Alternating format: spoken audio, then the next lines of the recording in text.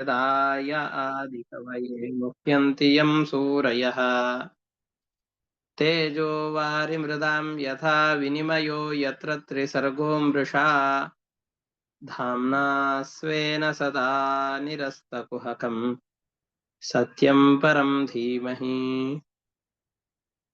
निगमकल्पतरोर्गलितं फलं शुकमुखादमृतद्रवसंयुतम् पिबत भागवतं रसमालयं मुहुरहो रसिकाः भुवि भावुकाः दारिद्र्यदुःखज्वरदाहितानां मायापिशाची परिमर्दितानां संसारसिन्धौ परिपातितानां क्षेमाय वै भागवतं प्रगर्जति साङ्केत्यं पारिहास्यं वा स्तोभं हेलनमेव वा वैकुण्ठनामग्रहणम् अशेषाखहरं विदुः ಶ್ರೀಗುರುಭ್ಯೋ ನಮಃ ಹರಿ ಓಂ.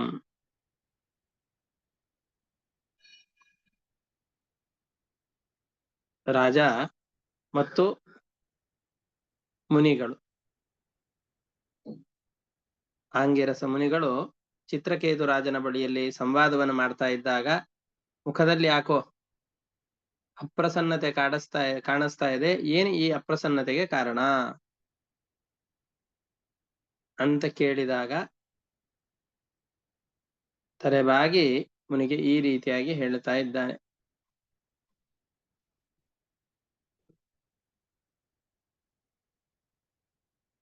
ನಿಮಗೆ ಈ ರೀತಿಯಾದ ಪ್ರಶ್ನೆ ಸರಿ ಅನ್ಸಲ್ಲ ಅಂತ ಮೊದಲಿಗೆ ಹೇಳ್ತಾನೆ. ಯಾಕೆಂದ್ರೆ ತಾವೆಲ್ಲ ತ್ರಿಕಾಲ ಜ್ಞಾನಿಗಳು. ಏನೇನು ಪಾಪಗಳಿವೆಯೋ ಆ ಎಲ್ಲ ಪಾಪಗಳನ್ನು ಕೂಡ ಸುಟ್ಟು ಬೂದಿಯನ್ನಾಗಿ ಮಾಡಿಸಿಕೊಂಡಂತಹ ಮಹಾಜ್ಞಾನಿಗಳಾದಂಥವರು ನೀವು ಒಳಗೆ ಹೊರಗೆ ಏನೇನಾಗತ್ತೋ ಈ ಎಲ್ಲವನ್ನೂ ಕೂಡ ನೀವು ತಿಳಿದುಕೊಂಡಿದ್ದೀರಿ. ನನಗೆ ಯಾಕೆ ದುಃಖ ಆಗಿದೆ ಅದರ ಬಗ್ಗೆ ನಿಮಗೆ ಅರಿವಿದೆ. ಗೊತ್ತಿದ್ರೂ ಲೋಕದಲ್ಲಿ ಜನರೆಲ್ಲ ಬಂದಾಗ ಯಾಕೆ ದುಃಖದಲ್ಲಿದ್ದಿ ಅಂತ ಗೊತ್ತಿದ್ರು ಕೇಳ್ತಾರಲ್ಲ, ಅದರ ಹಾಗೆ ಕೇಳ್ತಾ ಇದ್ದೀರಿ. ಅದರಿಂದ ತಮ್ಮ ಬಳಿಯಲ್ಲಿ ನನ್ನ ದುಃಖದ ಕಾರಣವನ್ನು ಹೇಳ್ತೇನೆ ಅಂತ ಹೇಳ್ತಾ ಇದ್ದಾರೆ. ಭಗವನ್ ಕಿನ್ವವಿದಿತಂ ತಪೋ ಜ್ಞಾನ ಸಮಾಧಿಭಿಃ ಯೋಗಿನಾಂ ಧ್ವಸ್ತ ಪಾಪಾನಾಂ ಬಹಿರಂತಃ ಶರೀರಿಷು. ಜಗತ್ತಿನಲ್ಲಿ ಯಾವ್ಯಾವ ಜನರು ಅಂತಿದ್ದಾರೋ ಅವರು ಒಳಗಡೆಯಲ್ಲಿ ಹೊರಗಡೆಯಲ್ಲಿ ಆಗುವ ಎಲ್ಲ ವಿಕಾರಗಳ ಬಗೆಗಿನ ಅರಿವು ಕೂಡ ನಿಮ್ಮಂತಹ ಮಹಾಜ್ಞಾನಿಗಳಿಗೆ ಇದ್ದೇ ಇರುತ್ತೆ. ನಿಮಗೆ ಬಹಿರಂತ ಶರೀರಿಷು, ಹೊರಗಡೆ ಒಳಗಡೆ ಏನೇನು ವಿಕಾರಗಳಾಗತ್ತೋ ಅದು ಎಲ್ಲವನ್ನ ತಿಳಿದುಕೊಂಡಂತಹ ಮಹಾತ್ಮರು ತಾವು. ಆದರೂ ನೀವೇ ಕೇಳ್ತಾ ಇದ್ದೀರಿ ಅಂತಂದ್ರೆ ನಿಮ್ಮ ಎದುರುಗಡೆಯಲ್ಲಿ ನನ್ನ ಶೋಕಕ್ಕೆ ಕಾರಣ ಏನು ಅನ್ನೋದನ್ನ ನಿರೂಪಣೆ ಮಾಡ್ತೇನೆ. ತಥಾಪಿ ಪೃಚ್ಛತೋ ಬ್ರೂಯಾಂ ಬೃಹನ್ನಾತ್ಮನಿ ಚಿಂತಿತಂ ಭವತೋ ವಿದುಷಶ್ಚಾಪಿ ಚೋದಿತಸ್ತ್ವದನುಜ್ಞೆಯ. ನಿಮ್ಗೆ ಗೊತ್ತಿದ್ರು ನೀವು ಕೇಳ್ತಾ ಇದ್ದೀರಲ್ಲ, ಕೇಳಿದ್ದೀರಿ, ಆ ಸಂದರ್ಭದಲ್ಲಿ ಹೇಳದೇ ಇರಕೂಡ್ದು. ಅದಕ್ಕೋಸ್ಕರವಾಗಿ ನಿಮಗೆ ನನ್ನ ದುಃಖದ ಕಾರಣವನ್ನು ಹೇಳ್ತೇನೆ ಅಂತ ಹೇಳ್ತಾ ಇದ್ದಾರೆ.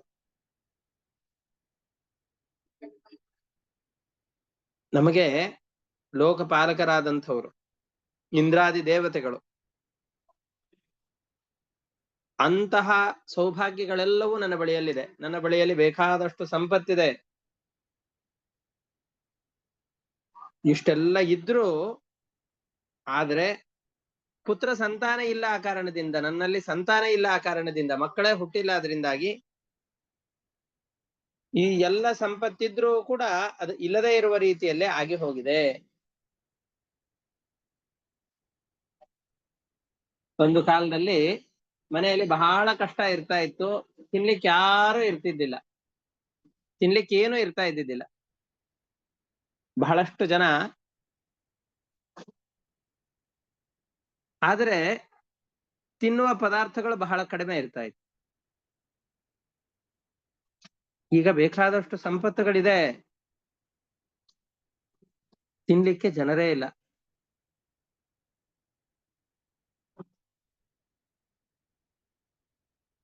ಹೀಗೆ ನಮಗೆ ಎಲ್ಲ ಸಂಪತ್ತು ಕೂಡ ಸಾರ್ಥಕ ಅಂತ ಕರೆಸಿಕೊಳ್ಳೋದು ಆ ಸಂಪತ್ತಿದ್ದ ಮಾತ್ರಕ್ಕಲ್ಲ, ಆ ಸಂಪತ್ತನ್ನು ಭೋಗಿಸುವ ಸಂದರ್ಭ ಬಂದಾಗ ಭೋಗಿಸುವ ಸಾಮರ್ಥ್ಯ ಇರಬೇಕು. ಆವಾಗ ಅದು ಸಾರ್ಥಕ ಅಂತ ಕರೆಸಿಕೊಳ್ಳುತ್ತದೆ ಇರುವ ಸಂಪತ್ತು.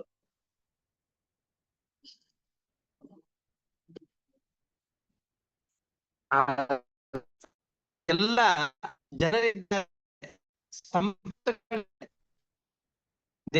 ಜನರೆಲ್ಲ ಅಪೇಕ್ಷೆ ಪಡುವಂತಹ ಸಂಪತ್ತುಗಳು ನನ್ನ ಬಳಿಯಲ್ಲಿದೆ. ಆದರೆ ಭೋಗ ಮಾಡ್ಲಿಕ್ಕೆ ಸಾಧ್ಯವಾಗ್ತಾ ಇಲ್ಲ, ತೃಪ್ತಿಯನ್ನು ಹೊಂದಲಿಕ್ಕೆ ಸಾಧ್ಯ ಇಲ್ಲ.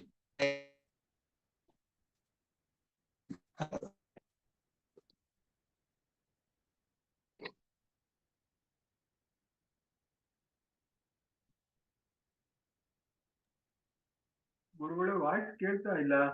ವಾಯ್ಸ್ ಕೇಳ್ತಾ ಇಲ್ಲ ಗುರುಗಳೇ.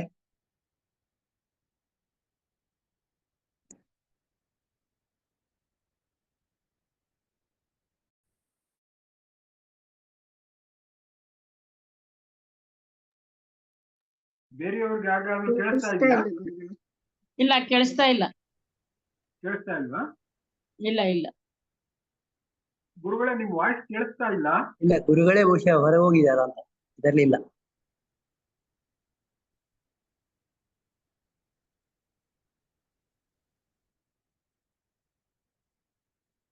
ಅವ್ರದ್ದು ಲೈನ್ ಕಟ್ ಆಗಿದೆ. ಈಗ ಬಂದರು, ಜಾಯಿನ್ ಆಗ್ತಾ ಇದೆ. ಈಗ ಕೇಳಿಸ್ತಾ ಇದೆಯಾ? ಹಾ ಈಗ ಕೇಳಿಸ್ತಾ ಇದೆ, ಕೇಳಿಸ್ತಾ ಇದೆ. ನನ್ನಲ್ಲಿ ಎಲ್ಲ ಸಂಪತ್ತುಗಳಿದ್ರೂ ಕೂಡ ಪುತ್ರ ಸಂಪತ್ತಿಲ್ಲ ಆ ಕಾರಣದಿಂದ ಅದು ಯಾವ ಸಂಪತ್ತು ಕೂಡ ನನಗೆ ಸಂತೋಷವನ್ನು ಉಂಟು ಮಾಡ್ತಾ ಇಲ್ಲ. ಒಳ್ಳೆ ದೃಷ್ಟಾಂತವನ್ನು ಕೊಡ್ತಾರೆ. ಇಲ್ಲದೇನೆ ಬಹಳ ನೊಂದು ದುಃಖದಲ್ಲಿರುವ ಯಾವುದೋ ಒಬ್ಬ ವ್ಯಕ್ತಿ ಇದ್ದಾನೆ. ಅಂತಹ ವ್ಯಕ್ತಿಗೆ ಬಹಳ ಹಸಿವಾಗಿದೆ. ಚಿನ್ನದ ಗಟ್ಟಿಗಳನ್ನ ತೆಗೆದುಕೊಂಡು ಹೋಗಿ ಕೊಟ್ಟರು ಕೂಡ ಅವನಿಗೆ ಸಮಾಧಾನ ಆಗೋದಿಲ್ಲ. ಮತ್ತೆ ಹೋಯ್ತು, ಕೇಳ್ತಾ ಇಲ್ಲ. ಹೌದಾ? ಈ ಕೇಳಿಸ್ತಾ ಇರ್ಬೇಕಲ್ಲ, ನೆಟ್ವರ್ಕ್ ಸರಿ ಇದೆ ಇಲ್ಲಿ. ಹಾ ಸರಿ ಸರಿ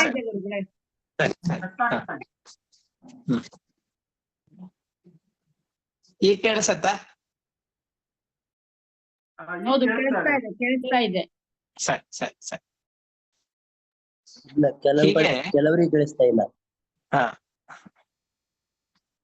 ಬೇಕಾದಷ್ಟು ಸಂಪತ್ತುಗಳಿದ್ರೂ ಕೂಡ ಹಸಿವಾದಂತಹ ವ್ಯಕ್ತಿಗೆ ಮನೆಯಲ್ಲಿ ಬೇಕಾದಷ್ಟು ಆಭರಣಗಳಿವೆ, ಎಲ್ಲವೂ ಇದ್ರೂ ಎಲ್ಲವನ್ನೂ ತಿನ್ಲಿಕ್ಕೆ ಆಗೋದಿಲ್ಲ. ಅನ್ನವನ್ನೇ ತಿನ್ಬೇಕು, ಬೇರೆ ಯಾವುದೂ ಸುಖವನ್ನು ಕೊಡೋದಿಲ್ಲ. ನಮ್ಗೆ ಒಳ್ಳೆ ಕೇಳಿಸ್ತಾ ಇದೆಯಾ? ಕೇಳಿಸ್ತಾ ಇಲ್ಲ. ಕೇಳಿಸ್ತೆ, ನಮಗೆಲ್ಲ ಕೇಳಿಸುತ್ತೆ. ಒಂದೇ ನಿಮಿಷ ಆಗಿದೆ. ಕೇಳಿಸ್ತಾ ಇದೆ ನಮ್ಗೆಲ್ಲ. ಕ್ಲಿಯರ್ ಆಗಿಲ್ಲ.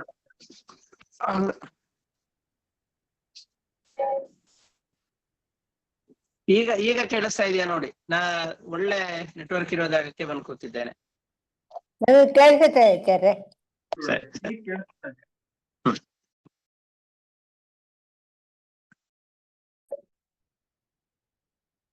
ರಾಮಚಂದ್ರ ಶರ್ಮಾ ಅವ್ರಿಗೆ ಕೇಳಿಸ್ತಾ ಇದೆಯಾ?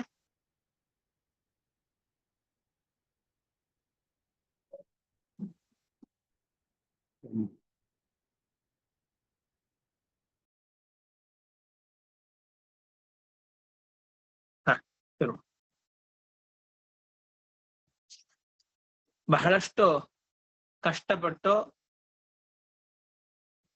ನಾವೆಲ್ಲ ದುಡಿದಂತಹ ಸಂಪತ್ತು ನಮಗೆ ಸುಖವನ್ನು ಕೊಡಬೇಕು ಅಂತಂದ್ರೆ ನಾವು ಬಯಸಿದಂತಹ ಎಲ್ಲ ವಸ್ತುಗಳು ಆ ಸಂದರ್ಭದಲ್ಲಿ ಇರಬೇಕು. ನಮ್ಮ ಪೂರ್ವಿಕರೆಲ್ಲರೂ ಕೂಡ ಸೇರಿಕೊಂಡು ಎಲ್ಲರೂ ದುಃಖವನ್ನು ಅನುಭವಿಸುವಂತಹ ಸಂದರ್ಭವೇ ಈಗ ಬಂದಿದೆ. ಆ ಕಾರಣದಿಂದ ಬಹಳ ದುಃಖದ ಪರಿಸ್ಥಿತಿಯಲ್ಲಿ ನಾವಿದ್ದೇವೆ, ನಮ್ಮನ್ನ ಆ ಪರಿಸ್ಥಿತಿಯಿಂದ ರಕ್ಷಣೆ ಮಾಡಿ.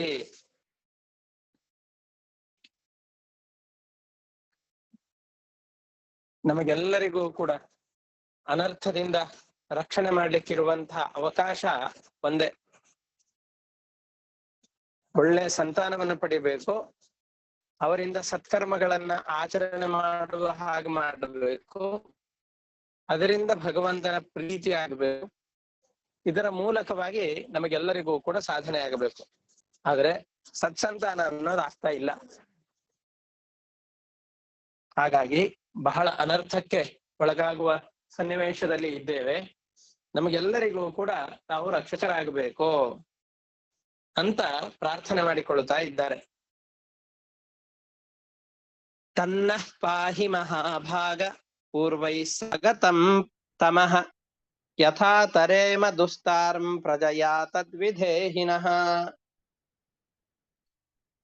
ನಮ್ಮನ್ನ ಕಾಪಾಡಿ. ನಮ್ಮ ಪೂರ್ವಿಕರು ಯಾರಿದ್ದಾರೋ ಆ ಎಲ್ಲ ಪೂರ್ವಿಕರಿಂದ ಸಹಿತರಾದಂಥ ನಾವು ದೊಡ್ಡ ನರಕಕ್ಕೆ ಬೀಳ್ತಾ ಇದ್ದೇವೆ.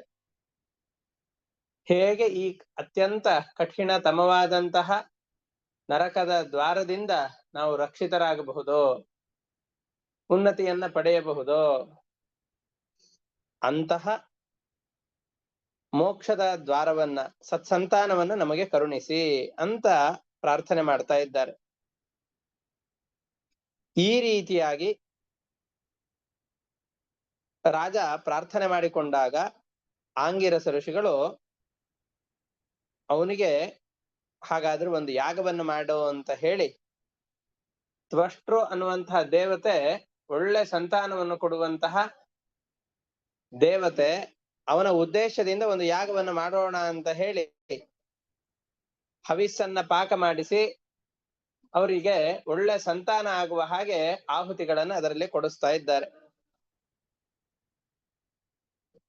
ಇವನಿಗೆ ಕೋಟಿ ಕೋಟಿ ಸಂಖ್ಯೆಯಲ್ಲಿ, ಅದನ್ನ ಹೇಳಿದ್ದಾರೆ ಹಿಂದೆನೆ, ಕೋಟಿ ಸಂಖ್ಯೆಯಲ್ಲಿ ಇವನಿಗೆ ಹೆಂಡಂದಿರಿದ್ದಾರೆ.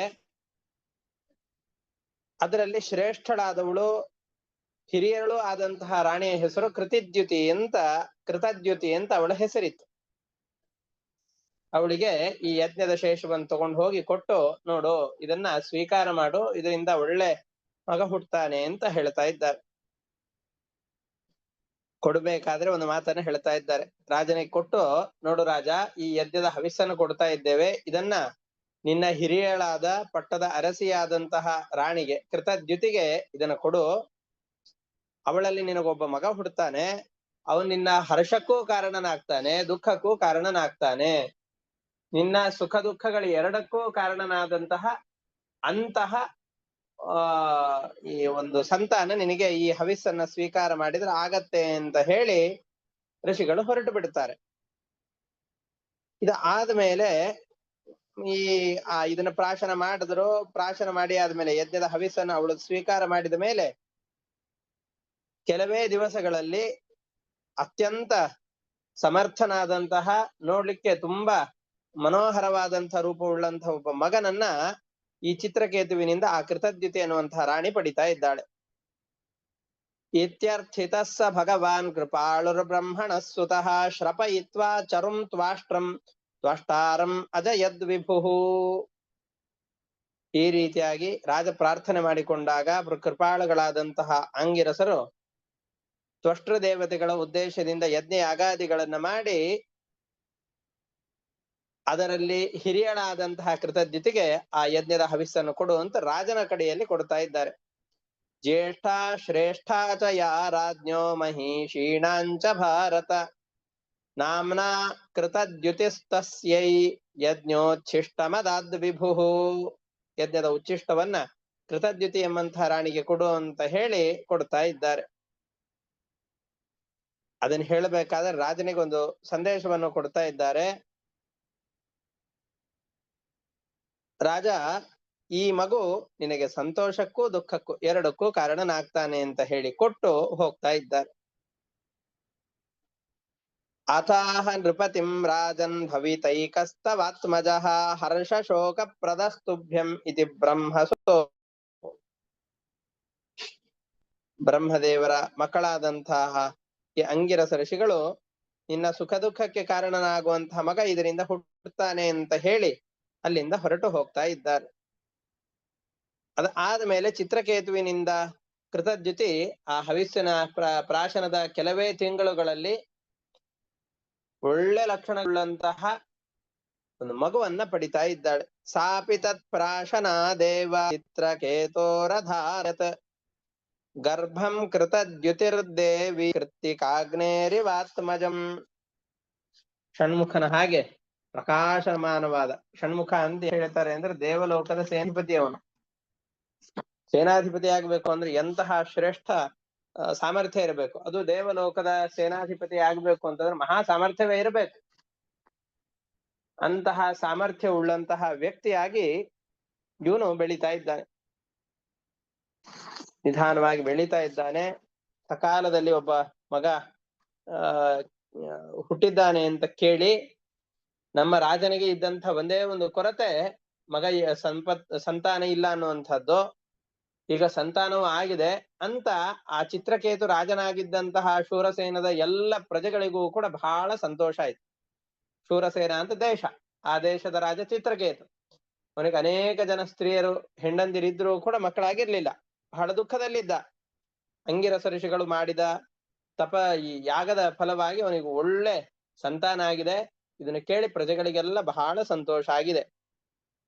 ರಾಜ ಅವನಿಗೆ ಒಳ್ಳೆ ಅಲಂಕಾರ ಮಾಡಿ ಬ್ರಾಹ್ಮಣರನ್ನು ಕರೆದು ಆಶೀರ್ವಾದವನ್ನು ಪಡೆದು ಬೇಕಾದಷ್ಟು ದಾನ ಧರ್ಮಗಳನ್ನು ಮಾಡಿ ಒಳ್ಳೆ ನಾಮಕರಣ ಸಂಸ್ಕಾರ, ಹುಟ್ಟಿದ ಗರ್ಭಾಧಾನ, ಹುಟ್ಟಿದ ತಕ್ಷಣದಲ್ಲಿ ಮಾಡಬೇಕಾದಂತಹ ಸಂಸ್ಕಾರಗಳು ಜಾತಕರ್ಮ ಅಂತ ಕರೀತಾರೆ. ಆ ಸಂಸ್ಕಾರಗಳೆಲ್ಲವನ್ನ ಕೊಡ್ತಾ ಇದ್ದಾನೆ.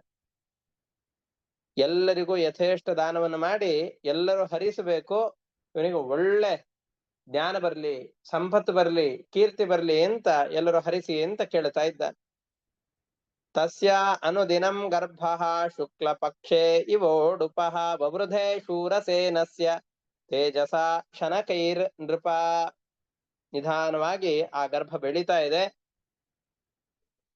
ಅಥ ಕಾಲೇ ಉಪಾವೃತ್ತೆ ಕುಮಾರ ಸಮಜಾಯತ ಜನಯನ್ ಶೂರಸೇನಾನಾಂ ಶೃಣ್ವತಾಂ ಪರಮಾಂ ಮುದಂ. ಇಡೀ ಲೋಕದ ಆ ರಾಜ್ಯದ ಜನರಿಗೆ ಸಂತೋಷವನ್ನು ಹುಟ್ಟಿಸುವಂತಹ, ಇವನ ದುಃಖವನ್ನ ಪರಿಹಾರ ಮಾಡುವಂತಹ ಒಂದು ಒಳ್ಳೆ ಲಕ್ಷಣಗಳು ಉಳ್ಳಂತಹ ಮಗ ಹುಡುತ್ತಾ ಇದ್ದಾನೆ. ಹೃಷ್ಟೋ ರಾಜ ಕುಮಾರಸ್ಯ ಸ್ನಾತಃ ಶುಚಿರಲಂಕೃತಃ ವಾಚಯಿತ್ವಾ ಶಿಶೋ ವಿಪ್ರೈಃ ಕಾರಯಾಮಾಸ ಜಾತಕಂ. ಜಾತಕರ್ಮ ಅಂತ ಒಂದು ಸಂಸ್ಕಾರ ಇದೆ. ಜಾತಕರ್ಮ, ಆಮೇಲೆ ನಾಮಕರಣ, ಉಪನಿಷ್ಕ್ರಮಣ ಅಂದ್ರೆ ಮನೆಯಿಂದ ಮಗುವನ್ನು ಹೊರಗಡೆಯಲ್ಲಿ ಕರೆದುಕೊಂಡು ಹೋಗೋದು ಅಂತ ಅನೇಕ ವಿಧಿವಿಧಾನಗಳು. ಇದರದ್ದು ಎಲ್ಲ ವಿಸ್ತಾರವಾದ ವಿವರಣೆಯನ್ನ ಕೃಷ್ಣನ ಕಥೆಯನ್ನ 10ನೇ ಸ್ಕಂದದಲ್ಲಿ ಹೇಳಬೇಕಾದ್ರೆ ವಿಸ್ತಾರವಾಗಿ ಹೇಳ್ತಾರೆ. ಕೃಷ್ಣನಿಗೆ ಈ ಎಲ್ಲ ಸಂಸ್ಕಾರಗಳನ್ನು ಮಾಡಿದರು ಅಂತ. ಜಾತಕರ್ಮ ಅಂದ್ರೆ ಆಗ ತಾನೇ ಹುಟ್ಟಿದ ಕೂಸುಗಳಿಗೆ ಕೆಲವೊಂದಿಷ್ಟು ಸಂಸ್ಕಾರಗಳನ್ನ ಮಾಡಬೇಕಾಗತ್ತೆ. ಈಗಿನ ಕಾಲದಲ್ಲಿ ಆಗಲೇ ಮಾಡೋದಿಲ್ಲ. ಮಗುವಿಗೆ ನಾಮಕರಣವನ್ನು ಮಾಡುವ ಸಂದರ್ಭದಲ್ಲಿ ಎಲ್ಲವನ್ನು ಅದರಲ್ಲಿ ಒಟ್ಟಿಗೆ ಮಾಡ್ತಾರೆ. ಯಾಕೆಂದ್ರೆ ಹಾಸ್ಪಿಟಲ್ ಅಲ್ಲಿ ಈಗೆಲ್ಲ ಮಕ್ಕಳು ಹುಟ್ಟೋದು. ಹಾಗಾಗಿ ಈ ಸಂಸ್ಕಾರವನ್ನು ಎಲ್ಲರನ್ನು ಕರೆದು ಒಳ್ಳೆ ಆಶೀರ್ವಚನಗಳನ್ನ ಮಾಡಿಸಿ ಒಳ್ಳೆ ದಾನ ಧರ್ಮಗಳನ್ನು ಮಾಡಿ ಈ ಮಗುವಿಗೆ ಉತ್ತಮವಾದಂತಹ ಗತಿ ಬರಲಿ ಅಂತ, ಉತ್ತಮವಾದಂತಹ ಸಾಮರ್ಥ್ಯ ಬರಲಿ ಅಂತ ಪ್ರಾರ್ಥಿಸಿ ಅವರೆಲ್ಲರಿಗೂ ಕೂಡ ಆಶೀರ್ವಾದ ಮಾಡುವಂತೆ ಪ್ರಾರ್ಥನೆ ಮಾಡ್ತಾ ಇದ್ದಾನೆ. ತೇಭ್ಯೋ ಹಿರಣ್ಯಂ ರಜತಂ ವಾಸಾಂಸ್ಯಾಭರಣಾನಿ ಚ ಗ್ರಾಮಾನ್ ಹಯಾನ್ ಗಜಾನ್ ಪ್ರಾದಾಧೇನೂನಾಂ ಅರ್ಬುದಾನಿ ಷಟ್. ಅನೇಕ ಸಾವಿರಾರು ಸಂಖ್ಯೆಯಲ್ಲಿ ಹಸುಗಳನ್ನ ಎಲ್ಲರಿಗೆ ದಾನ ಮಾಡ್ತಾ ಇದ್ದಾನೆ. ಅಷ್ಟೇ ಅಲ್ಲ, ವವರ್ಷ ಕಾಮಾನನ್ಯೇಷಾಂ ಪರ್ಜನ್ಯ ಇವ ದೇಹಿನಾಂ ಧನ್ಯಂ ಯಶಸ್ಯಮಾಯುಷ್ಯಂ ಕುಮಾರಸ್ಯ ಮಹಾಮನಾಃ. ಅವನ ರಾಜ್ಯದಲ್ಲಿ ಯಾರ್ಯಾರು ಇದ್ರೋ ಆ ಎಲ್ಲರಿಗೂ ಕೂಡ ಒಂದು ಗಿಫ್ಟ್ ಗಳನ್ನು ಕೊಡ್ತಾ ಇದ್ದ. ಯಾಕೆಂದ್ರೆ ಬಹಳ ದಿವಸಗಳಾದ ಮೇಲೆ ಸಂತಾನ ಆಗಿದೆ ಅಂತ ಬಹಳ ಸಂತೋಷದಿಂದ ಯಾರ್ಯಾರು ಏನೇನನ್ನ ಬಯಸ್ತಾರೋ ಎಲ್ಲವನ್ನು ಕೂಡ ಅವರ ಯೋಗ್ಯತೆಗೆ ಅನುಗುಣವಾಗಿ ಕೊಟ್ಟು ಸಂತೋಷ ಪಡಿಸ್ತ. ಆದ್ಮೇಲೆ ಹೇಗೆ ಅಂತಂತ ಹೇಳಿದ್ರೆ, ಇವನಿಗೆ ಬಹಳ ಕಷ್ಟಪಟ್ಟು ಈ ಸಂಪತ್ತೆಲ್ಲ ಬಂದಿದೆ. ಅದಕ್ಕೊಂದು ಒಳ್ಳೆ ದೃಷ್ಟಾಂತವನ್ನು ಕೊಡ್ತಾರೆ. ರಾಜನಿಗೆ ಮಗನಲ್ಲಿ ಎಷ್ಟು ಪ್ರೀತಿ ಇತ್ತು ಅಂತ. ಬಹಳ ದರಿದ್ರನಾದಂತಹ ವ್ಯಕ್ತಿ ಇರ್ತಾನೆ. ಕಷ್ಟಪಟ್ಟು ಸಂಪಾದಿಸಿ ಒಂದಿಷ್ಟು ಧನವನ್ನ ಸಂಗ್ರಹ ಮಾಡ್ದ ಅಂತಂದ್ರೆ ಅವನಿಗೆ ಪ್ರತಿನಿತ್ಯದಲ್ಲೂ ಕೂಡ ಆ ಧನದ ಮೇಲಿನ ಮೋಹ ಹೆಚ್ಚಿಗೆ ಆಗ್ತಾ ಹೋಗುತ್ತೆ, ಕಡಿಮೆ ಆಗೋದಿಲ್ಲ. ಯಾರಿಗೆ ಅನಾಯಾಸವಾಗಿ ಧನ ಸಿಕ್ಕಿಬಿಡತ್ತೋ, ನಾವೆಲ್ಲ ಹೇಳ್ತಾ ಇರ್ತೇವೆ ನಿಮಗೇನು ದುಡ್ಡಿನ ಬೆಲೆ ಇರೋದಿಲ್ಲ ಅಂತ ಹಿರಿಯರು ನಮಗೆ ಹೇಳ್ತಾ ಇರ್ತಾರೆ. ಯಾಕೆ ಅಂದ್ರೆ ಬಹಳ ಕಷ್ಟಪಟ್ಟು ಧನವನ್ನ ಸಂಪಾದನೆ ಮಾಡಿದವರವರು ಸ್ವಲ್ಪ ದುಡ್ಡನ್ನ ಖರ್ಚು ಮಾಡ್ಬೇಕಾದ್ರೂ ಕೂಡ ಎಲ್ಲೋ ಬಹಳ ವೇದನೆ ಆದ ಹಾಗೆ ಆಗತ್ತೆ. ಅಯ್ಯೋ ಈ ಸಂಪತ್ತೆಲ್ಲ ಕರಗ್ ಹೋಗ್ತಾ ಇದೆ ಅಲ್ಲ ಅಂತ ಮನಸ್ಸಿನಲ್ಲಿ ದುಃಖ ಆಗ್ತಾ ಇರತ್ತೆ. ಆದ್ರೆ ಯಾರಿಗೆ ಸಂಪತ್ತು ಅನಾಯಾಸವಾಗಿ ಸಿಕ್ಕಿಬಿಟ್ಟಿದೆಯೋ ಅವ್ರಿಗೆ ಅಯ್ಯೋ ಈ ಸಂಪತ್ತು ಹೋಗ್ತಾ ಇದೆ ಅಂತ ಮನಸ್ಸಿನಲ್ಲಿ ಆ ತರದ ಭಾವನೆಯೇ ಇರೋದಿಲ್ಲ. ಇವನಿಗೂ ಕೂಡ ದರಿದ್ರನಾದವನಿಗೆ ಅಥವಾ ಬಹಳ ಕಷ್ಟಪಟ್ಟು ಸಂಪತ್ತನ್ನ ಗಳಿಸಿದ ವ್ಯಕ್ತಿಗಳಂತೆ ಈ ರಾಜನಿಗೂ ಕೂಡ ಬಹಳ ಕಷ್ಟಪಟ್ಟು ಈ ಸಂಪತ್ತು ಸಿಕ್ಕಿದೆ, ಪುತ್ರ ಸಂಪತ್ತು. ಅದಕ್ಕೆ ಇದ್ರ ಮೇಲೆ ಬಹಳ ಮೋಹ ಆಗಿದೆ. ಬಹಳ ಕಷ್ಟದಿಂದ ಈ ಪುತ್ರನನ್ನು ಪಡೆದಿದ್ದಾನೆ. ಪ್ರತಿನಿತ್ಯದಲ್ಲೂ ಕೂಡ ಅವನಿಗೆ ಮೋಹ ಹೆಚ್ಚಾಗ್ತಾ ಇದೆ. ಅಷ್ಟೇ ಅಲ್ಲ, ಬರೀ ಮಗುವಿನಲ್ಲಲ್ಲ, ಆ ಮಗುವಿನ ತಾಯಿಯಲ್ಲಿ ಬೇರೆ ಯಾವ ತನ್ನ ಹೆಂಡತಿಯರಿಗಿಂತ ಮಿಗಿಲಾದಂತಹ ಪ್ರೀತಿ ಆ ರಾಜನಿಗೆ ಹೆಚ್ಚಿಗೆ ಆಗ್ತಾ ಇದೆ. ಈಗ ರಾಜನ ಪ್ರೀತಿ ಯಾವಾಗ ಉಳಿದ ಈ ಹೆಂಡತಿಯರಿಗಿಂತ ಇವಳಲ್ಲಿ ಅದೇ ರೀತಿಯಾಗಿ ಈ ಮಗುವಿನಲ್ಲಿ ಅತಿ ಆಯ್ತೋ ಆವಾಗ ಇವರ ಸವತಿಯರಿಗೆ ಸ್ವಲ್ಪ ವ್ಯಥೆ ಪ್ರಾರಂಭ ಆಯ್ತು. ನಮಗಿನ್ನೂ ಮಕ್ಕಳಾಗಿಲ್ಲ ಅಂತ ವ್ಯಥೆ ಬಲಿಲಿಕ್ಕೆ ಪ್ರಾರಂಭ ಆಯ್ತು. ಯಾವಾಗ್ಲೂ ಮಗನನ್ನೇ ನೋಡ್ಕೊಳ್ಳೋದು, ಮಗುವನ್ನೇ ಮುದ್ದು ಮಾಡೋದು, ಬರೀ ಅದರಲ್ಲೇ ತನ್ನ ಸಮಯವನ್ನು ವ್ಯಯ ಮಾಡ್ತಾ ಇದ್ದಾನೆ. ನಮಗೋಸ್ಕರ ಅಂತ ಸ್ವಲ್ಪ ಸಮಯವನ್ನು ಮೀಸಲಾಗಿ ಇಡ್ತಾ ಇಲ್ಲ ಅಂತ ಅವರೆಲ್ಲರಿಗೂ ಕೂಡ ಸ್ವಲ್ಪ ಅಸೂಯೆ ಆಗ್ಲಿಕ್ಕೆ ಪ್ರಾರಂಭವಾಯ್ತು. ಹಾಗಾದ್ರೆ ಅವ್ರಿಗೆ 2 ರೀತಿಯಿಂದ ದುಃಖ. ಒಂದು, ಮಕ್ಕಳಾಗ್ಲಿಲ್ಲ ಅಂತ ದುಃಖ. ಇನ್ನೊಂದು, ರಾಜ ನಮ್ಮನ್ನ ಉಪೇಕ್ಷೆ ಮಾಡ್ತಾ ಇದ್ದಾನೆ, ಬಹಳವಾಗಿ ದುಃಖವಾಗ್ತಾ ಇದೆ. ಯಾವಾಗ ನಮಗೆ ಆ ಸಂಪತ್ತನ್ನ ಗಳಿಸಿಕೊಳ್ಳಿಕ್ ಆಗೋದಿಲ್ವೋ, ಯಾರಲ್ಲಿ ಆ ಸಂಪತ್ತಿರತ್ತೋ ಅವ್ರ ಮೇಲೆ ನಮಗೆ ದ್ವೇಷ ಹೆಚ್ಚಿಗೆ ಆಗುತ್ತೆ. ಒಂದು, ನಮ್ಮ ಬಳಿಯಲ್ಲಿ ಆ ಸಂಪತ್ತಿರಬೇಕು. ಆ ಸಂಪತ್ತು ನಮಗೆ ಸಿಗಲಿಲ್ಲ ಅಂತ ಆದಾಗ ಯಾರಲ್ಲಿ ಆ ಸಂಪತ್ತಿದೆಯೋ ಆ ವ್ಯಕ್ತಿಗಳನ್ನು ನೋಡಿದರೆ ನಮಗೆ ಅಸೂಯೆ ಪ್ರಾರಂಭವಾಗುತ್ತೆ. ಹಾಗೆ ಮಗುವನ್ನ ಚೆನ್ನಾಗಿ ಮುದ್ದು ಮಾಡ್ತಾ ಇದ್ದಾನೆ ಚಿತ್ರಕೇತು. ಆ ಮಗುವಿನ ತಾಯಿಯಾದಂತಹ ಕೃತಜ್ಞತೆಯನ್ನ ತುಂಬಾ ಪ್ರೀತಿ ಮಾಡ್ತಾ ಇದ್ದಾನೆ. ತಮ್ಮಲ್ಲಿ ಆ ಪುತ್ರ ಸಂಪತ್ತಿ ಇಲ್ಲ ಅಂತ ತಿಳಿದುಕೊಂಡು ತಮ್ಮನ್ನ ರಾಜ ಉಪೇಕ್ಷೆ ಮಾಡ್ತಾ ಇದ್ದಾನೆ ಅಂತ ತಿಳಿದುಕೊಂಡು ಮಾಡ್ತಾ ಇದ್ದ ಅವನು. ಹಾಗಾಗಿ ಇವರೆಲ್ಲರಿಗೂ ಕೂಡ ಅಸೂಯೆ ಉಂಟಾಗಿದೆ. ತಮ್ಮನ್ನ ತಾವು ಧಿಕ್ಕಾರ ಮಾಡ್ಕೊಳ್ತಾ ಇದ್ದಾರೆ. ಪತಿಯ ಆದರಕ್ಕೆ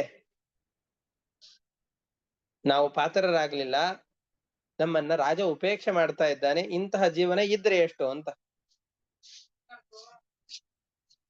ಮಾತು ಸ್ತುತಿತರಾಂ ಪುತ್ರೇ ಸ್ನೇಹೋ ಮೋಹ ಸಮುದ್ಭವ ಕೃತದ್ಯುತೆ ಸಪತ್ನೀನಾಂ ಪ್ರಜಾ ಕಾಮಜ್ವರೋ ಭವತ್. ನಮಗೂ ಮಕ್ಕಳಾಗಬೇಕು ಅನ್ನುವಂತಹ ಲಾಲಸೆ ಅವರಲ್ಲಿ ಹುಟ್ಟಿತು.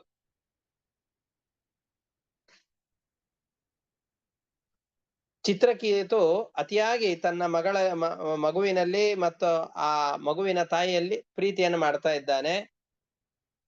ಇದು ತಮ್ಮನ್ನು ಉಪೇಕ್ಷೆ ಮಾಡ್ತಾ ಇದ್ದಾನೆ ಅನ್ನೋ ಭಾವನೆ ಇವರಿಗೆ ಬರಲಿಕ್ಕೆ ಕಾರಣವಾಯಿತು. ಚಿತ್ರಕೇತೋ ರತಿ ಪ್ರೀತಿ ಯಥಾ ದಾರೆ ಪ್ರಜಾವತಿ. ಮಗುವಿರುವಂತಹ ತಾಯಿಯಲ್ಲಿ ಎಷ್ಟು ಪ್ರೀತಿ ಚಿತ್ರಕೇತು ಮಾಡ್ತಾ ಇದ್ನೋ ಹಾಗೆ ಬೇರೆ ತನ್ನ ಪತ್ನಿಯರಲ್ಲಿ ಪ್ರೀತಿಯನ್ನು ಮಾಡ್ತಾ ಇರ್ಲಿಲ್ಲ. ಯಾವಾಗ್ಲೂ ಆ ಮಗುವಿನ ಲಾಲನೆಯಲ್ಲೇ ತೊಡಗಿದ್ದ ರಾಜ ಉಳಿದ ಪತ್ನಿಯರಿಗೆ ಸಮಯ ಕೊಡ್ಲಿಕ್ಕಾಗ್ಲಿಲ್ಲ. ಅವರಿಗೆ ಬಹಳಷ್ಟು ವೇದನೆ ಆಯ್ತು. ತಾಹ ಪರ್ಯತಪ್ಯನ್ನಾತ್ಮಾನಂ ಗರ್ಹಯಂತೋಭ್ಯಸೂಯಯ ಅನಪತ್ಯೇನ ದುಃಖೇನ ರಾಜ್ಞಶ್ಚಾನಾದರೇಣ ಚ. ರಾಜನ ಅನಾದರ, ಮಕ್ಕಳಿಲ್ಲ ಅನ್ನುವಂತಹ ಕೊರಗು. ಪತಿಗೆ ನಾವು ಉಪಯೋಗ ಇಲ್ಲ ಅಂತಂದ್ರೆ ಇಂತಹ ಜೀವನವನ್ನು ತಗೊಂಡು ಏನ್ ಮಾಡ್ಬೇಕು, ನಮ್ಮ ಜೀವನಕ್ಕೆ ಧಿಕ್ಕಾರ ಇರ್ಲಿ ಅಂತ ಹೇಳ್ತಾ ಇದ್ದಾರೆ. ಧಿಗ ಪ್ರಜಾಂ ಸ್ತ್ರಿಯಂ ಪಾಪಾಂ ಪತ್ಯುಶ್ಚಾಗ್ರಹ ಸಮ್ಮತಾಂ ಸಪ್ರಜಾಭಿಃ ಸಪತ್ನೀಭಿಃ ದಾಸೀಮಿವ ತಿರಸ್ಕೃತಾಂ. ನಮ್ಮನ್ನೆಲ್ಲ ದಾಸಿಯರ ಹಾಗೆ ಆ ಕೃತಜ್ಞತೆಯು ಕೂಡ ತಿರಸ್ಕಾರ ಮಾಡಿಬಿಟ್ಟಿದ್ದಾಳೆ. ಪಾಪ ಅವಳಿಗೆ ಆ ಭಾವನೆ ಇಲ್ಲ. ಆದ್ರೆ ಇವರಿಗೆಲ್ಲ ಆ ತರ ಅನ್ನಿಸ್ತಾ ಇದೆ. ದಾಸೀನಾಂ ಕೋನು ಸಂತಾಪಃ ಸ್ವಾಮಿನಃ ಪರಿಚರ್ಯಯ ಅಭೀಕ್ಷ್ಣಂ ಲಬ್ಧಮಾನಾನಾಂ ದಾಸ್ಯಾ ದಾಸೀವ ದುರ್ಭಗಾಃ. ಯಾವಾಗ್ಲೂ ಆ ರಾಜನ ಸೇವೆಯನ್ನು ಮಾಡುವಂತಹ ದಾಸಿಯರೇ ಎಷ್ಟೋ ಶ್ರೇಷ್ಠ ನಮಗಿಂತ. ಯಾಕೆ ಸೇವೆ ಮಾಡ್ಲಿಕ್ಕಾದ್ರೂ ರಾಜ ಅವ್ರಿಗೆ ಸಿಗ್ತಾನೆ. ನಾವು ದಾಸಿಯರಿಗಿಂತ ಹೀನರಾದವರು ನಾವು ಅಂತ ಬಹಳ ವೇದನೆ ಪಡ್ತಾ ಇದ್ದಾರೆ. ಈ ಅಸೂಯೆ ದ್ವೇಷವಾಗಿ ಕನ್ವರ್ಟ್ ಆಗ್ತಾ ಇದೆ. ಮೊದಲಿಗೆ ಅವಳಲ್ಲಿದೆ ಅಂತ ಸಂತೋಷ ಇವ್ರಿಗೂ ಆಗಿತ್ತು, ರಾಜನಿಗೆ ಸಂತೋಷ ಆಗುವ ಕೆಲಸ ಆಯ್ತು ಅಂತ. ತಮಗಿಲ್ಲ ಅನ್ನೋದನ್ನ ತಿಳಿದ ಮೇಲೆ ಸ್ವಲ್ಪ ದುಃಖ ಆಗ್ಲಿಕ್ಕೆ ಪ್ರಾರಂಭ ಆಯ್ತು. ದುಃಖ ಅಸೂಯೆಯಾಗಿ ಪರಿಣಾಮ ಹೊಂದಿತು. ರಾಜ ತಮ್ಮನ್ನ ತಿರಸ್ಕಾರ ಮಾಡಿದಾಗ ಯಾರಲ್ಲಿ ಆ ಸಂಪತ್ತಿದೆಯೋ ಅವರನ್ನು ನೋಡಿ ಸ್ವಲ್ಪ ತಿರಸ್ಕಾರ, ನಮ್ಮ ಮೇಲೆ ತಿರಸ್ಕಾರದ ಭಾವನೆಯನ್ನು ತೋರಿಸಿದಾಗ ಯಾರಲ್ಲಿ ಆ ಸಂಪತ್ತಿದೆಯೋ ಅವ್ರ ಮೇಲೆ ಸ್ವಲ್ಪ ಅಸೂಯೆ ಭಾವನೆ ಬರುತ್ತೆ. ಆ ಅಸೂಯೆ ಬಹಳಷ್ಟು ಹೆಚ್ಚಿಗೆ ಆದಾಗ, ನಿರಂತರವಾಗಿ ಅಭಿವೃದ್ಧಿಯನ್ನು ಹೊಂದಿದಾಗ ಅದೇ ದ್ವೇಷವಾಗಿ ಪರಿವರ್ತನೆ ಹೊಂದತ್ತೆ.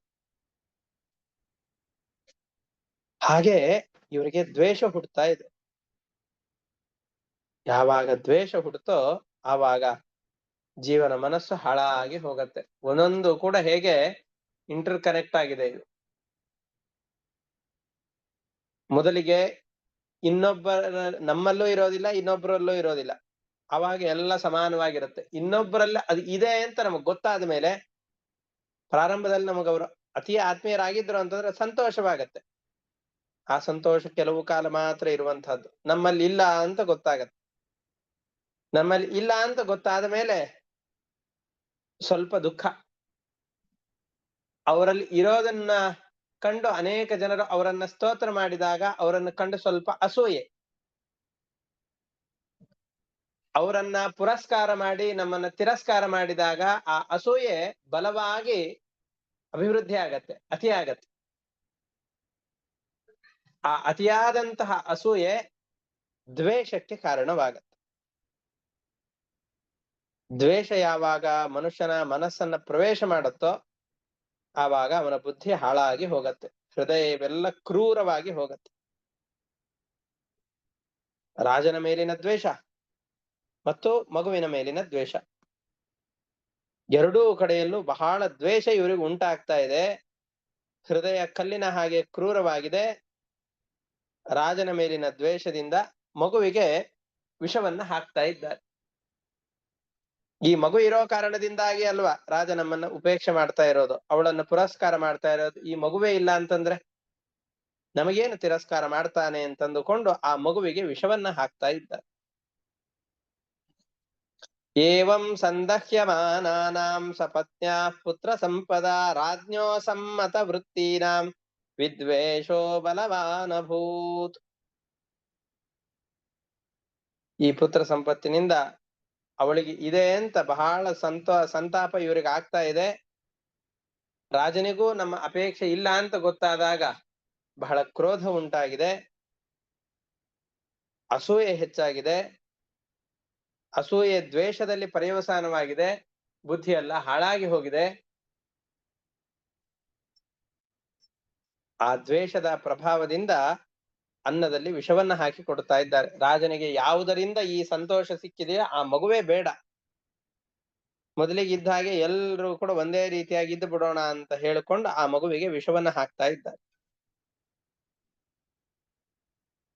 ಆದರೆ ಕೃತಜ್ಞತೆ ಯಾವುದರ ಅರಿವು ಇಲ್ಲದೆ ಇರುವಂತಹ ಸಾತ್ವಿಕಳಾದಂತಹ ಹೆಂಗಸು ಎಲ್ರಿಗೂ ಕೂಡ ಇದು ಮಗುವೆ, ನಾನು ಹೆತ್ತಿದ್ದೇನೆ ಅಷ್ಟೇ ಅನ್ನೋ ಭಾವನೆ ಅವಳಲ್ಲಿತ್ತು. ಈ ಪಾಪ ಕಾರ್ಯ ಅವಳಿಗೆ ಗೊತ್ತೇ ಆಗಲಿಲ್ಲ. ಮಗು ಇನ್ನು ನಿದ್ದೆ ಮಾಡ್ತಾ ಇದೆ ಅಂತ ಭಾವಿಸಿದ್ದಾಳೆ. ನಿಶ್ಚಿಂತೆಯಿಂದ ಓಡಾಡ್ತಾ ಇದ್ದಾಳೆ. ಎಷ್ಟು ಹೊತ್ತಾದ್ರೂ ಮಗು ಏಳ್ಲೇ ಇಲ್ಲ. ಆ ಮಗುವನ್ನ ನೋಡಿಕೊಳ್ಳುವ ದಾದಿಯರನ್ನು ನೋಡಿ, ನನ್ನ ಮಗುವನ್ನ ಎತ್ಕೊಂಡು ಬಾ, ಬಹಳ ಹೊತ್ತಾಗಿದೆ, ಇನ್ನು ನಿದ್ದೆಯಿಂದ ಎದ್ದಿಲ್ಲ ಅಂತ ಹೇಳ್ತಾ ಇದ್ದ.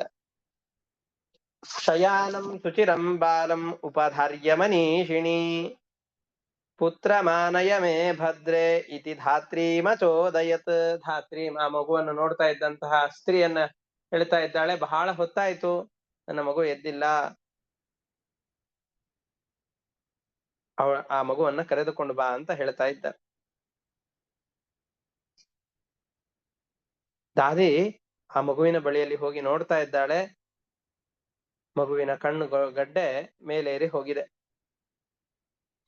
ಆ ಶರೀರದಲ್ಲಿ ಪ್ರಾಣ ಇಲ್ಲ ಅಂತ ತಿಳಿದಿದ್ದನ್ನು ನೋಡಿ, ಅಯ್ಯೋ ಎಂಥ ದೊಡ್ಡ ಅನರ್ಥವಾಗಿದೆ ಅಂತ ಬಹಳ ದುಃಖ ಪಡ್ತಾ ಇದ್ದಾಳೆ. ದಾದಿ ಕೂಗಿಕೊಳ್ತಾ ಇದ್ದಾಳೆ, ಎದೆಯನ್ನ ಚಚ್ಚಿಕೊಳ್ತಾ ಇದ್ದಾಳೆ. ರಾಣಿ ಆ ಮಗುವಿನ ಬಳಿಯಲ್ಲಿ ಓಡಿ ಹೋಗ್ತಾ ಇದ್ದಾಳೆ. ತನ್ನ ಮಗು ಸತ್ತು ಬಿದ್ದಿದೆ, ಅದನ್ನು ಗಮನಿಸ್ತಾ ಇದ್ದಾಳೆ. ಬಹಳ ದುಃಖ ಬಂದಿದೆ. ಆ ದುಃಖದ ಒತ್ತಡದಲ್ಲಿ ಮೂರ್ಛಿತಳಾಗಿ ಬೀಳ್ತಾ ಇದ್ದಾಳೆ. ತಲೆಗೂದಲು ಬಿಚ್ಚಿ ಹೋಗಿದೆ, ಉಟ್ಟ ಬಟ್ಟೆ ಎಲ್ಲ ಅಸ್ತವ್ಯಸ್ತವಾಗಿ ಹೋಗಿದೆ. ರಾಜ ಈ ಅಂತಃಪುರದಲ್ಲಿದ್ದಂತಹ ಎಲ್ಲರೂ ಕೂಡ ಕೂಗಿಕೊಳ್ಳುತ್ತಾ ಇರೋದನ್ನ, ಅಳೋದನ್ನ ಕೇಳಿಕೊಂಡು ಅಲ್ಲಿ ಬರ್ತಾ ಇದ್ದಾರೆ.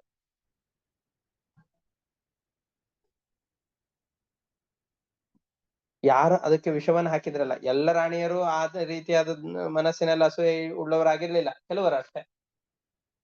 ಯಾರ ಅದರಲ್ಲಿ ಕಪಟದಿಂದ ವಿಷವನ್ನ ಹಾಕಿದ್ರೋ ಅವರು ಕೂಡ ಎಲ್ಲರ ಎದುರುಗಡೆಯಲ್ಲಿ ಹೇಗೆ ಸಂತೋಷ ಪಡ್ತಾ ನಿಲ್ಲೋದು, ಕಪಟದ ಕಣ್ಣೀರನ್ನ ಸುರಿಸ್ತಾ ಇದ್ದಾರೆ.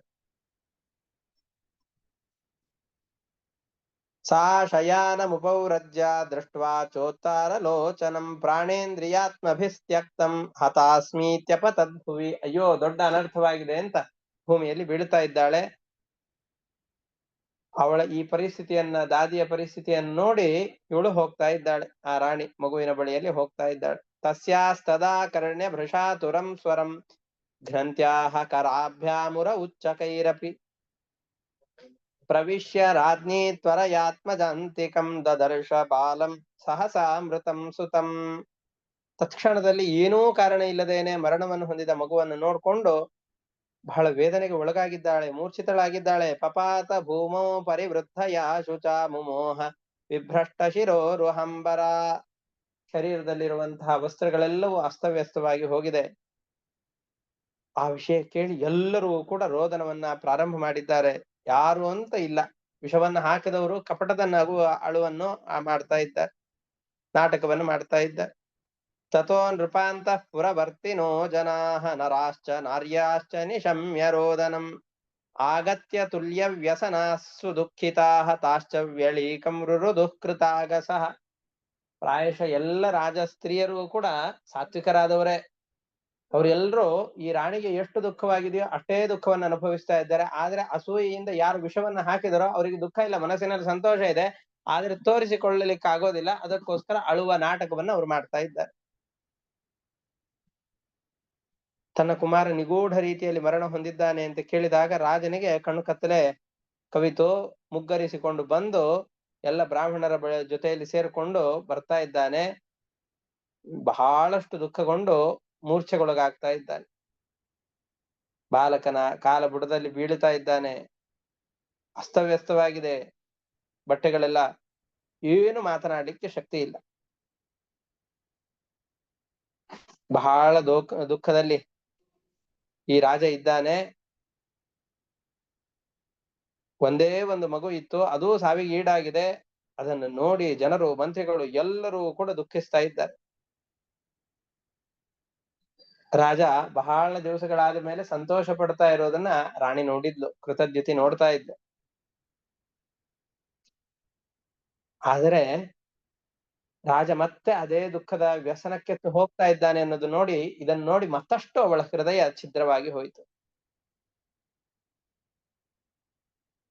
ಪತಿಂ ನಿರೀಕ್ಷೋರು ಶುಚಾರ್ಪಿತಾಂ ತದಾ ಮೃತಂಚ ಬಾಲಂ ಸುತಮೇಕ ಸಂತತಿಂ ಜನಸ್ಯ ರಾಜ್ಞಿ ಪ್ರಕೃತೇಶ್ಚ ಹೃದೃಜಂ ಸತೀಂ ದಧಾನ ವಿಲಲಾಪ ಚಿತ್ರಧಾ. ನಾನಾ ವಿಧವಾಗಿ ವಿಲಾಪ ಮಾಡ್ತಾ ಇದ್ದಾಳೆ. ಸ್ತನದ್ವಯಂ ಕುಂಕುಮ ಪಂಕಮಂಡಿತಂ ನಿಷಿಂಚತಿ ಸಾಂಜನ ಭಾಷ್ಪ ಬಿಂದುಭಿಃ ವಿಕೀರ್ಯ ಕೇಶಾನ್ ವಿಗಳತ್ಸ್ರಜಸ್ಸುಚಂ ಸುತಂ ಶುಶೋಚ ಚಿತ್ರಂ ಕುರರೀವ ಸುಸ್ವರಂ. ಮಗನಿಗೋಸ್ಕರ ಹಲಬುತ್ತಾ ಇದ್ದಾಳೆ ರಾಣಿ. ಎಲ್ಲರೂ ಕೂಡ ಬಹಳ ದುಃಖಿತರಾಗಿ ದುಃಖ ತಪ್ತರಾಗಿದ್ದಾರೆ. ನೀ ಎಂಥ ಮೂರ್ಖ ಅಂತ ಪರಮಾತ್ಮನಿಗೆ ಬೈತಾ ಇದ್ದಾರೆ. ಸೃಷ್ಟಿ ಕಾರ್ಯಕ್ಕೆ ಅತ್ಯಂತ ವಿರುದ್ಧವಾಗಿ ನೀನು ಮಾಡ್ತಾ ಇದ್ದಿ. ವಯಸ್ಸಾದವರು ಮೊದಲಿಗೆ ಮರಣವನ್ನು ಹೊಂದಬೇಕು, ನಂತರದಲ್ಲಿ ಹುಟ್ಟಿದವರು ನಂತರದಲ್ಲಿ ಮರಣಕ್ಕೆ ಹೋಗಬೇಕು. ವಯಸ್ಸಾದವರು ಇನ್ನು ಎಷ್ಟು ಜನ ಇದ್ದಾರೆ? ಎಲ್ಲರೂ ಇದ್ದಾಗ ಈ ತುಂಬಾ ಎಳೆಗೂಸನ್ನ ಮರಣದ ಬಾಗಿಲಿಗೆ ದೂಡ್ತಾ ಇದ್ದಿ. ಎಂಥ ವಿಪರೀತವಾದಂತಹ ಸ್ವಭಾವ ನಿನ್ನದು. ಇಲ್ಲಪ್ಪ ಇದು ಸ್ವಭಾವ ಅಂತ ನೀ ಹೇಳ್ತೆ ಅಂತಂದ್ರೆ ಇಡೀ ಜಗತ್ತಿಗೆ ಶತ್ರು ಆದ ವ್ಯಕ್ತಿ ನೀನೆ.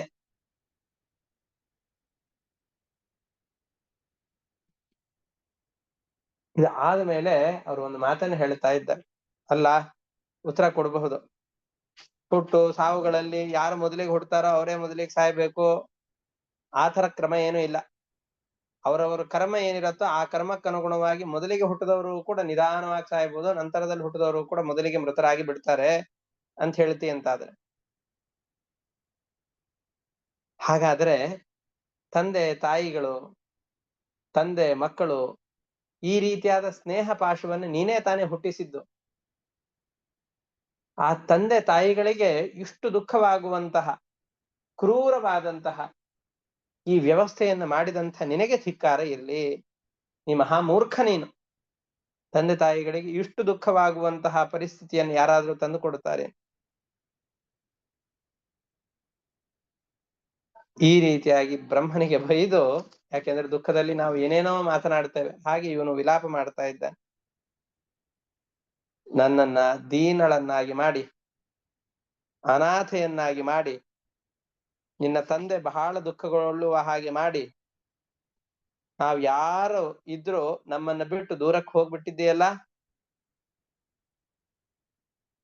ಎಂಥ ದೊಡ್ಡ ತಪ್ಪು ಕೆಲಸವನ್ನು ಮಾಡಿಬಿಟ್ಟಿ ಅಂತ ಆ ಮಗುವನ್ನು ಕುರಿತು ಹೇಳ್ತಾ ಇದ್ದಾರೆ. ನಿನ್ನ ಜೊತೆಯಲ್ಲಿ ಆಟ ಆಡ್ಲಿಕ್ಕೆ ಅಂತ ಬೇಕಾದಷ್ಟು ಜನ ಆಟಕ್ಕೆ ಕರೀತಾ ಇದ್ದಾರೆ. ಬಹಳ ಹೊತ್ತು ಆಗಿದೆ, ಮಲಗಿ ಏಳು, ನಿನಗೆ ಹಸಿವಾಗಿರತ್ತೆ, ಊಟ ಮಾಡು ಅಂತ ಆ ಮಗುವನ್ನು ಎಬ್ಬಿಸ್ಲಿಕ್ಕೆ ಅಂತ ಪ್ರಯತ್ನ ಪಡ್ತಾ ಇದ್ದಾರೆ. ನಾವಿನ್ನೂ ಪೂರ್ತಿಯಾಗಿ ನಿನ್ನ ಬಾಲ್ಯ ಲೀಲೆಗಳನ್ನು ನೋಡಿಲ್ಲ, ಚೆನ್ನಾಗಿ ಮಗುವನ್ನ ಇಟ್ಟುಕೊಂಡು ಆಟ ಆಡಿಸಿಲ್ಲ. ಇಷ್ಟು ಬೇಗನೆ ನಮ್ಮನ್ನ ಬಿಟ್ಟು ಹೋಗುವಂತಹ ವಿಚಾರವನ್ನು ಯಾಕೆ ಮಾಡ್ತಾ ಇದ್ದೀರಿ? ಯಾಕೆ ಹೋಗ್ತಾ ಇದ್ದೀರಿ?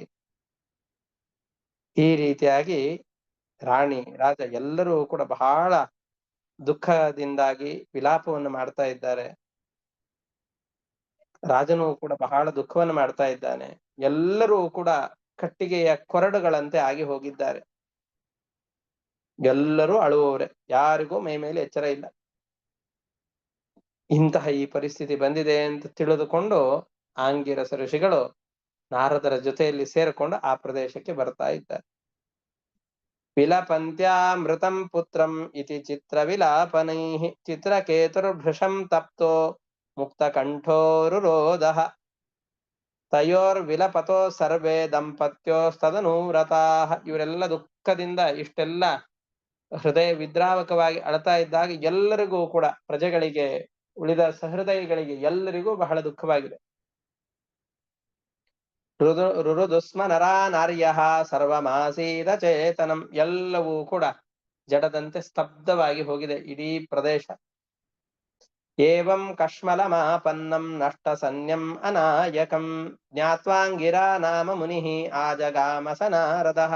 ಆಂಗಿರಸ ಋಷಿಗಳು ನಾರದರಿಂದ ಸಹಿತರಾಗಿ ಅಲ್ಲಿಗೆ ಬಂದು, ನಿನಗೆ ಬುದ್ಧಿಯನ್ನ ಕಲಿಸಬೇಕು, ನಿನಗೆ ಸಂಸಾರದ ಶಿಕ್ಷಣವನ್ನು ಕೊಡಬೇಕು ಅನ್ನೋ ಉದ್ದೇಶದಿಂದ ಈ ರೀತಿಯಾಗಿ ಆಗಿದೆ ಅಂತ ಅದರ ಉಪದೇಶವನ್ನ ಕೊಡ್ತಾ ಹೋಗ್ತಾರೆ. ಆ ಉಪದೇಶಗಳನ್ನ ಮುಂದಿನ ಪಾಠದಲ್ಲಿ ನೋಡೋಣ. ನಮ್ಗೆಲ್ಲರಿಗೂ ಇದೇ ರೀತಿಯಾಗಿ ಬರೀ ಅಲ್ಲಿ ಒಂದು ಮಗುವಿನದ್ದನ್ನು ತಗೊಂಡಿದ್ದಾರೆ.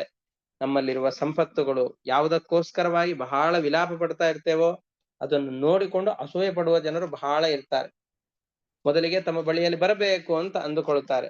ತಮ್ಮ ಬಳಿಯಲ್ಲಿ ಆ ಸಂಪತ್ತು ಬಾರದೇ ಇದ್ದಾಗ ಇದ್ದವರನ್ನು ನೋಡಿಕೊಂಡು ಅಸೂಯೆ ಪಡೋದು, ಆ ಅಸೂಯೆ ದ್ವೇಷವಾಗಿ ಪರಿವರ್ತನೆಯಾಗಿ ನಮ್ಮಲ್ಲಂತರೂ ಬರೋದಿಲ್ಲ, ಇನ್ನೊಬ್ಬರ ಹತ್ರ ಇರೋದಾದ್ರೂ ಹಾಳಾಗಿ ಹೋಗ್ಲಿ ಅಂತ ಆ ಭಾವನೆ. ಹಾಳು ಮಾಡ್ಲಿಕ್ಕೆ ಪ್ರಯತ್ನ, ಹಾಳಾದಾಗ ಹುಸಿಯಾದಂತಹ ಸುಳ್ಳಾಗಿ ನಮಗೆ ದುಃಖ ಆಗುವಂತೆ ತೋರಿಸಿಕೊಂಡು ಅವರ ಜೊತೆಯಲ್ಲೇ ಇದ್ದು ಅವರ ದುಃಖವನ್ನ ಸಂತೋಷ ಪಡೋದು. ಬಹಳ ವಿಕಾರವಾದಂತಹ ಮನಸ್ಥಿತಿಯ ಜನರು ಈಗೆಲ್ಲರೂ ಇರ್ತಾರೆ, ನಾವು ಹಾಗೆ ಇರ್ತೇವೆ. ಇಂತಹ ಸಂದರ್ಭದಲ್ಲಿ ನಾರದ ಮಹರ್ಷಿಗಳು, ಅಂಗಿರಸ ಋಷಿಗಳು ಇವರಿಬ್ಬರು ಬಂದು ರಾಜನಿಗೆ ಒಳ್ಳೆ ಉಪದೇಶವನ್ನು ಕೊಡ್ತಾರೆ. ಆ ಉಪದೇಶದ ಕಥಾನಕಗಳನ್ನ ಮತ್ತೆ ಮುಂದಿನ ಪಾಠದಲ್ಲಿ ನೋಡೋಣ ಅಂತ ಹೇಳ್ತಾ ಇವತ್ತಿನ ಪಾಠವನ್ನು ಮುಕ್ತಾಯ ಮಾಡೋಣ. ಹರಯೇ ನಮಃ. ಶ್ರೀಕೃಷ್ಣ ಅರ್ಪಣಮಸ್ತು. ಅನೇನ ಭಾವಿಯತ್ ಪುಣ್ಯಂ ತೇನ ಪ್ರೀಣಾತು ಕೇಶವಃ. ಶ್ರೀಕೃಷ್ಣ ಅರ್ಪಣಮಸ್ತು. ಹರಯೇ ನಮಃ.